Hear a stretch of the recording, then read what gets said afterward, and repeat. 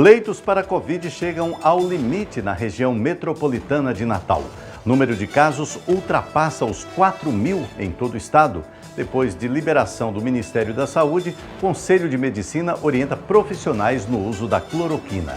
Bolsonaro se reúne com governadores, anuncia auxílio aos estados e pede suspensão de aumento para servidores até 2022. Hoje é quinta-feira, 21 de maio de 2020. O TVU Notícias está no ar.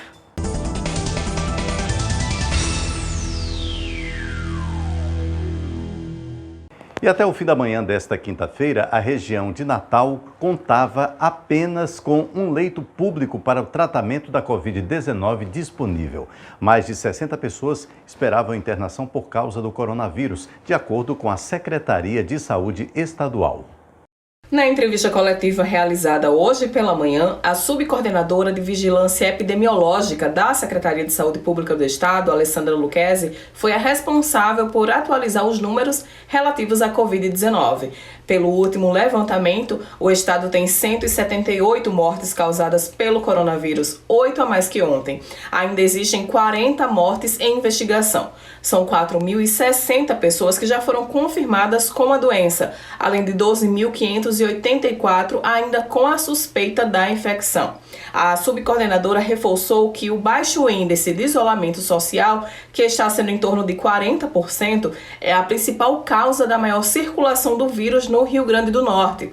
De acordo com os dados da Secretaria de Saúde, a maior concentração de casos da doença é em jovens adultos, na faixa de 20 a 49 anos de idade. Essa comunicação entre as centrais é essencial. Na verdade, ela existe, mas ela precisa ainda melhorar, lógico, né? Porque assim, a gente está num processo novo, já existia a regulação de Mossoró e a regulação de Natal da metropolitana, e elas trabalharam de uma forma se ajudando mutuamente, mas agora foi necessário que houvesse realmente uma divisão com relação às regiões para essa administração ocorrer de uma forma mais correta, em razão justamente da necessidade, das demandas que são muito grandes, e as regulações que também elas precisam de muita celeridade. Então, pela própria distribuição regional, houve uma necessidade de haver uma organização do ponto de vista de qual municípios seriam gerenciados por uma central que estivesse mais próximo deles. Então, o que acontece aqui com a gente em relação à metropolitana e o que acontece em Mossoró em relação à sexta, à segunda e às oitavas regiões de saúde. O transporte sanitário Nós vivemos uma epidemia, né? Então, urgência sanitária, uma superlotação de solicitações de regulação. Então, já era de se esperar que o transporte sanitário ele tivesse algumas fragilidades ao longo desse processo. Da mesma forma que a gente tem demandas excessivas para leitos de UTI, nós também temos demandas excessivas no transporte sanitário. Então, atualmente existe a central de urgência, né, de regulação móvel, o SAMU Natal e o SAMU RN.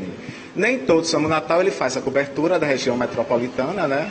E o SAMU RN o SAMU Natal faz a cobertura da região de Natal e o SAMU RN ele faz a cobertura de toda a região metropolitana. Existem alguns municípios que não são cobertos para o SAMU, tendo que em algumas situações os munícipes regulados serem deslocados até uma região que possa ser regulada. E de acordo com a CESAP, o número de casos da Covid-19 ultrapassou a marca dos 4.000 em todo o estado.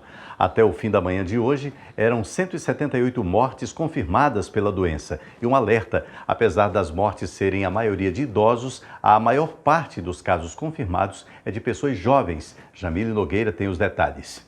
Na entrevista coletiva realizada hoje pela manhã, a subcoordenadora de Vigilância Epidemiológica da Secretaria de Saúde Pública do Estado, Alessandra Lucchesi, foi a responsável por atualizar os números relativos à Covid-19.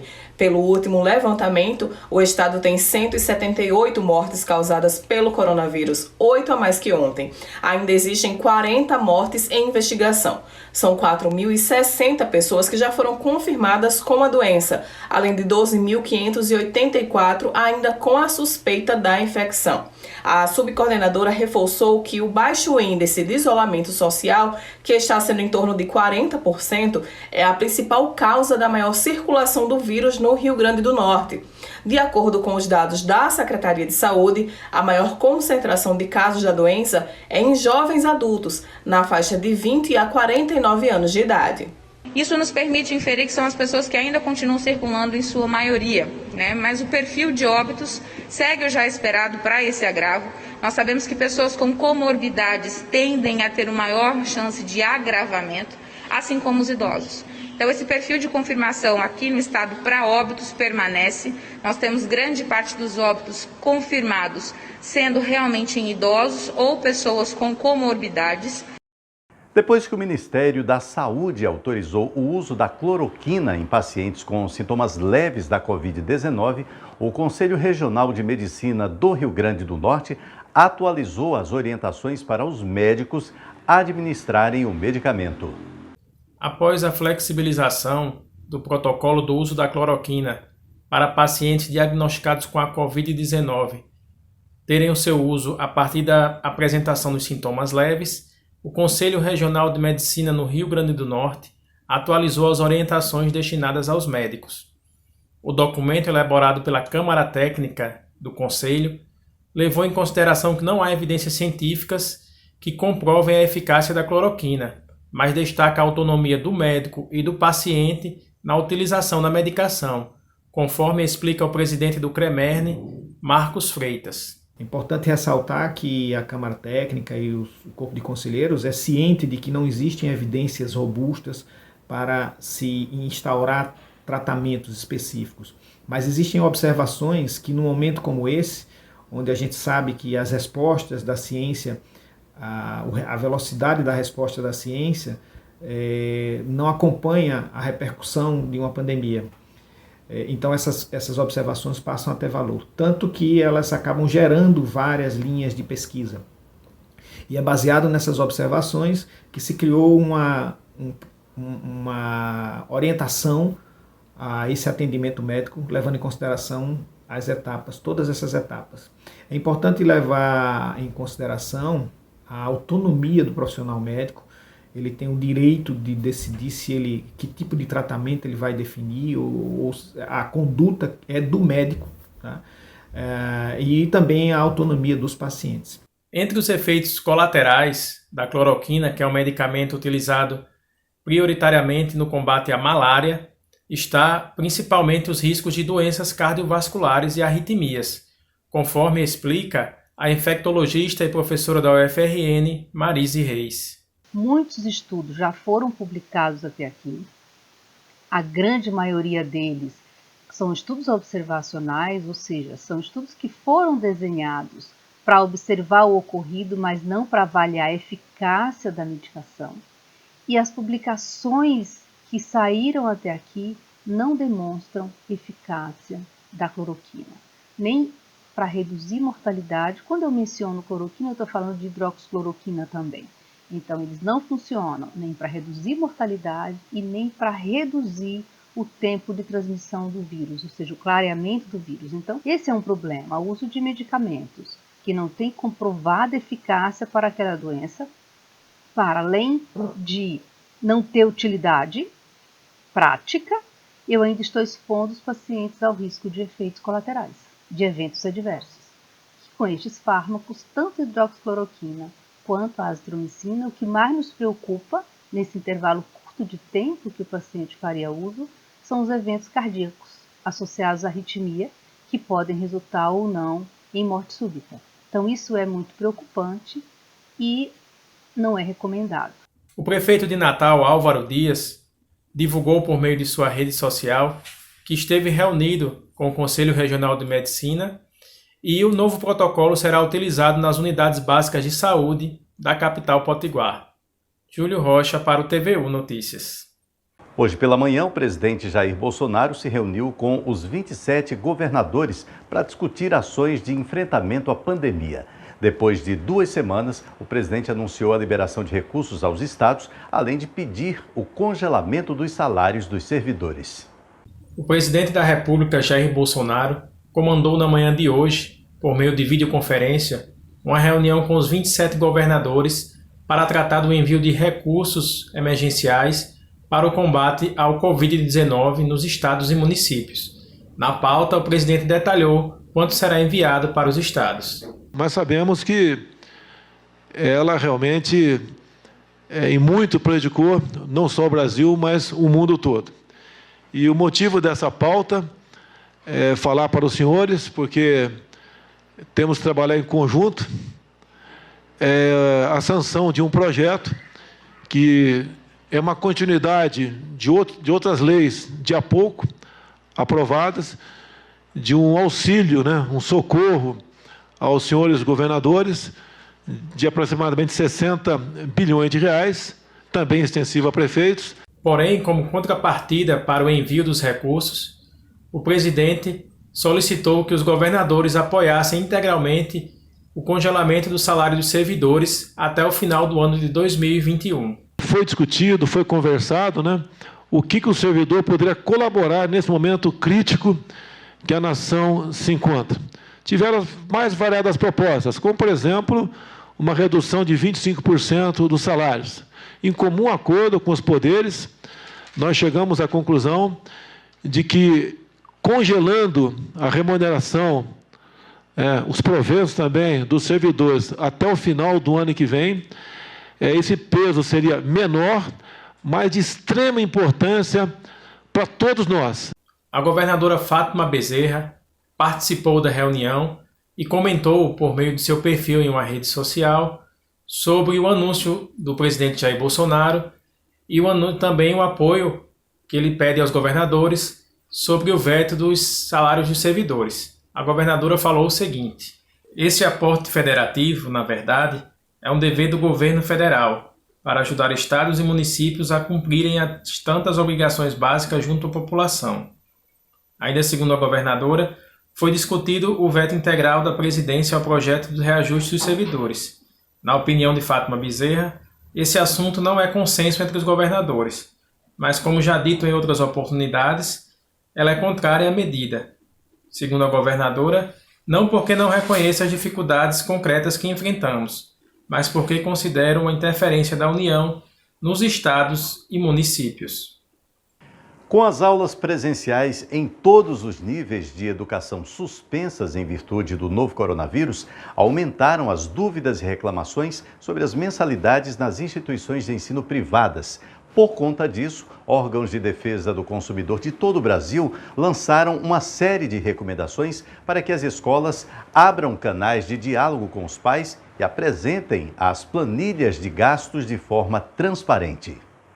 Aqui no Rio Grande do Norte, o PROCON estadual tem recebido diversos chamados de responsáveis por alunos nas escolas privadas, especialmente com relação aos pagamentos das mensalidades e os valores cobrados. De acordo com o órgão, já foram mais de 300 reclamações e denúncias sobre a falta de diálogo e transparência das instituições. Desde o início do enfrentamento ao Covid-19, que com a suspensão das aulas, o PROCON tem buscado diálogo com as escolas particulares. Temos recebido inúmeras reclamações por parte dos pais da falta de informação por parte das escolas, e o PROCON tem orientado para que essas informações sejam repassadas. O PROCON determina que as escolas façam a readequação financeira do contrato em relação aos custos correntes ou variáveis que diminuíram. É importante destacar que o pedido que o PROCON tem feito às escolas não é que forneçam descontos aos pais. O pedido que tem sido feito é para que as escolas repassem para os pais a redução dos custos que têm obtido nesse período. Como assim? No final de 2019, todas as escolas, por lei, elas têm a obrigação de realizar uma planilha de custos, um planejamento orçamentário para o ano seguinte.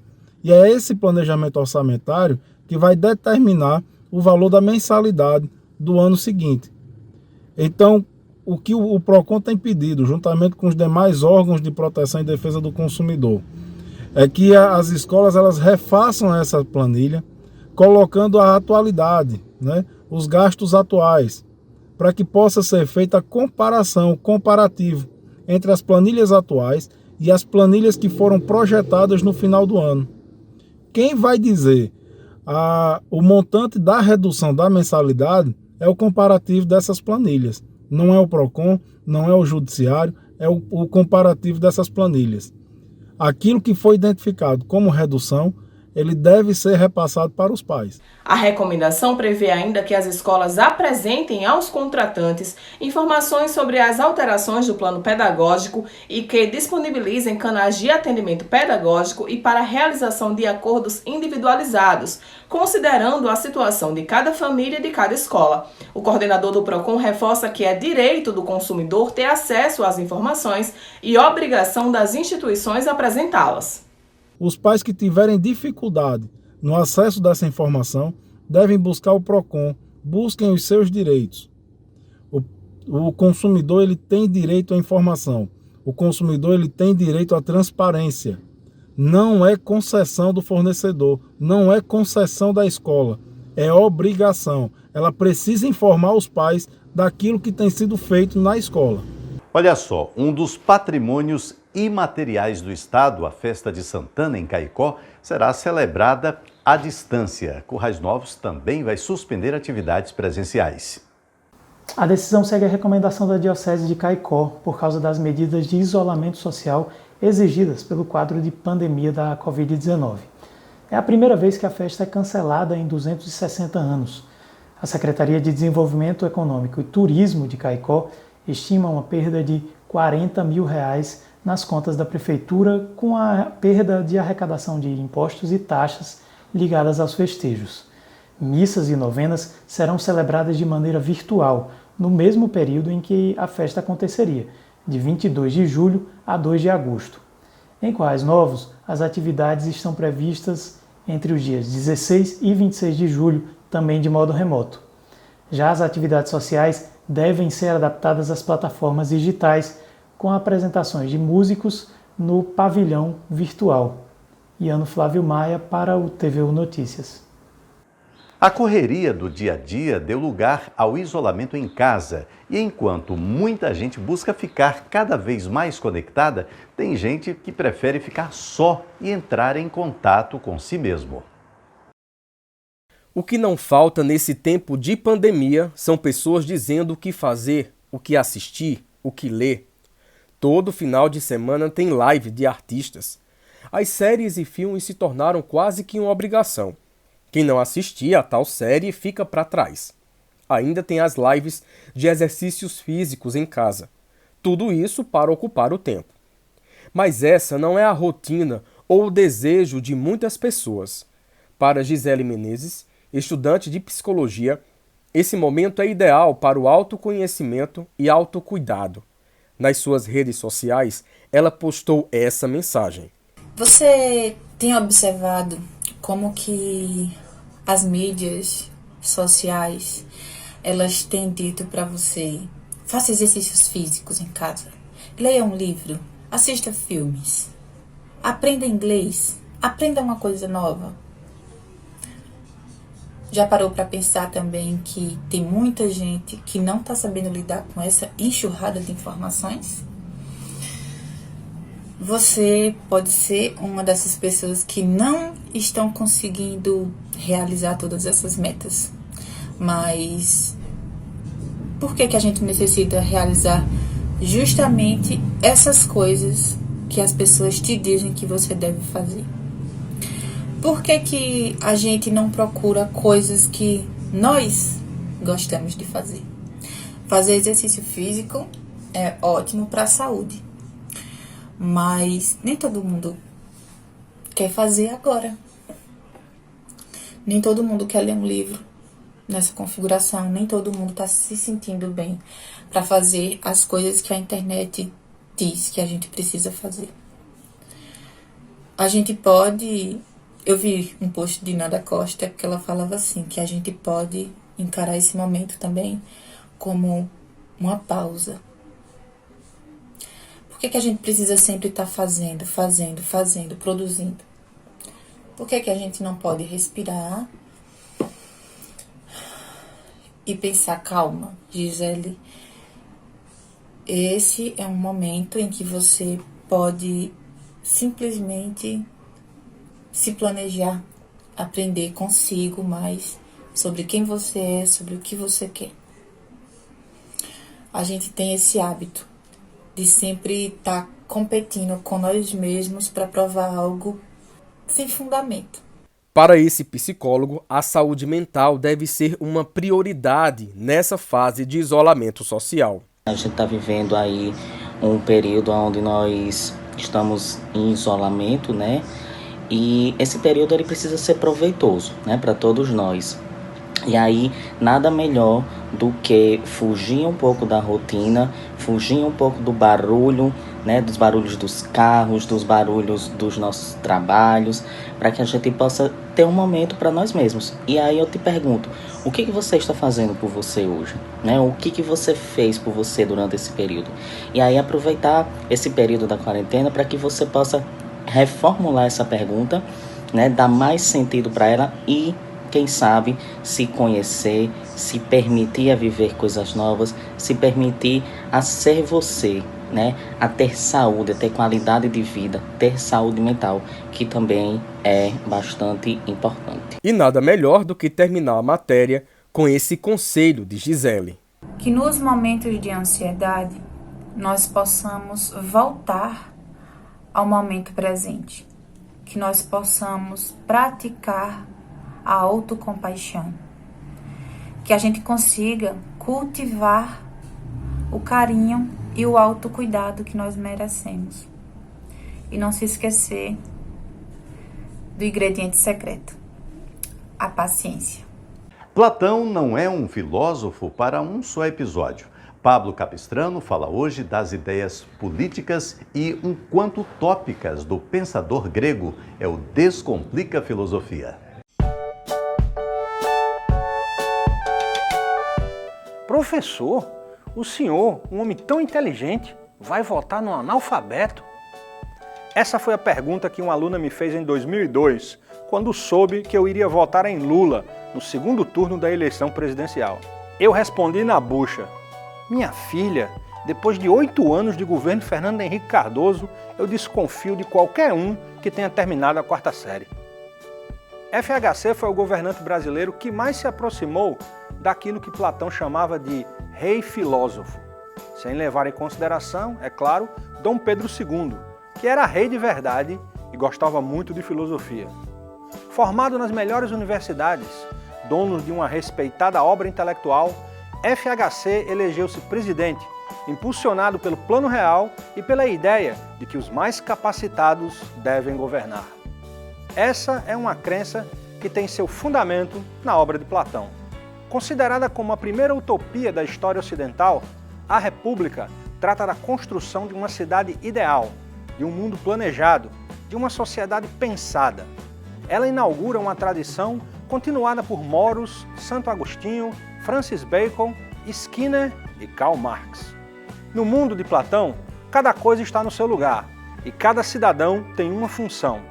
A sociedade não se articula de modo espontâneo, como um bando, uma horda, mas sim através de uma divisão em classes, feita a partir das características e das habilidades de cada um.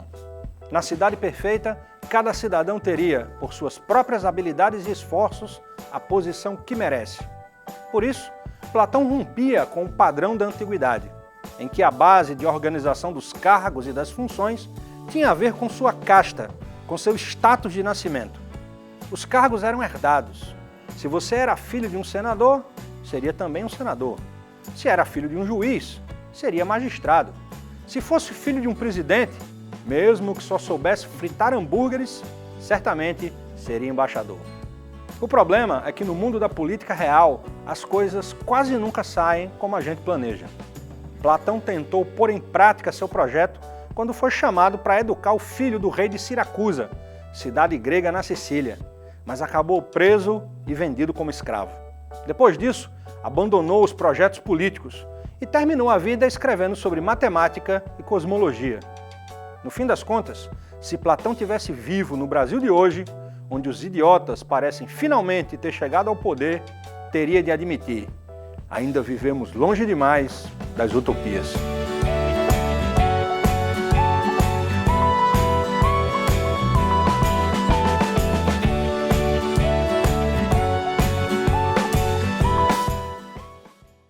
O TV Notícias termina aqui. Enquanto durarem as medidas de isolamento social para prevenir a Covid-19, você pode conferir todo o conteúdo da TVU que está disponível no nosso canal no YouTube. Uma boa noite para você e até amanhã. Não esqueça, se puder, fique em casa.